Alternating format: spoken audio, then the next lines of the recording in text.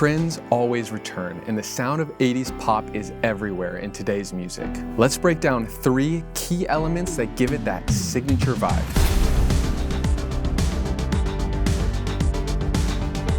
Number 1, chorus. You're essentially layering 3 versions of your sound. One in tune, one slightly sharp, and one slightly flat, and then blending them together. Here's how I dialed it in. High pass cutoff set to 60 Hz, an LFO rate that's steady, not too fast. I kept the bias and smooth at 50, but you can make the shape asymmetrical with this. And the mix all the way up at 100%. Now let's drop it in on a keyboard track that sounds decent, but could use something more.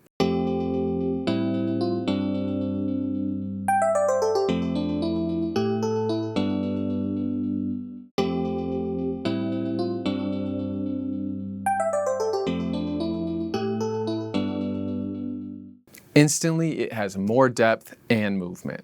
To take the sound even further, try adding the SSL LMC with the crispy preset for some uniquely punchy compression.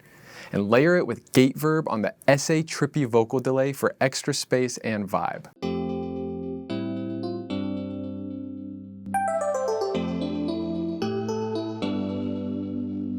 Number 2, drum layering. Your drums need to punch. Start with tight kicks and snares, then build from there. I'm using Slate Sounds to drag in some of my favorite drum samples.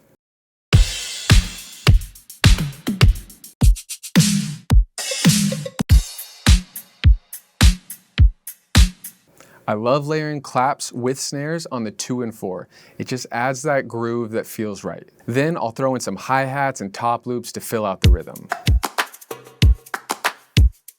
To finish this off, I'm adding a clipper from KiloHearts to drive the drums, resulting in a punchier, more cohesive sound without significantly raising overall levels. I'm raising the input gain about 2 dB and increasing the knee, which will gradually introduce the clipping. Listen how the drums hit harder and feel louder while actually saving 2 dB of headroom.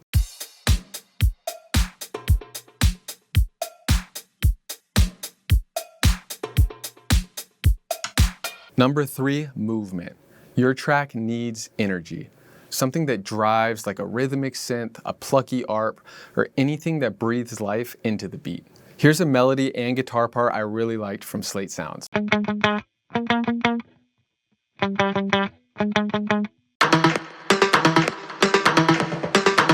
I'm adding Storch Filter on the Lush preset for some filtering and a little reverb. After that, I'm using Submerge to introduce some movement and carve out space so it doesn't clash with the kick. Finally, I'm dropping in Stellar Echo with a default preset and just tweaking the feedback and echo level to dial in the tail length.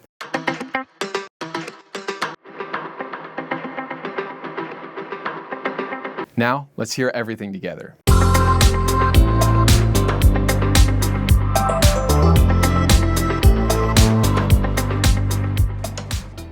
It's full, it's dynamic, it's got that throwback vibe while still sounding modern. These are just a few quick tips to get you going. If you want to go deeper, we've got full, in-depth courses waiting for you inside Academy, which you can find in our bio. Don't forget to save this post so you can come back to this episode of Sound Lab, which is our weekly series sharing tips and tricks like this.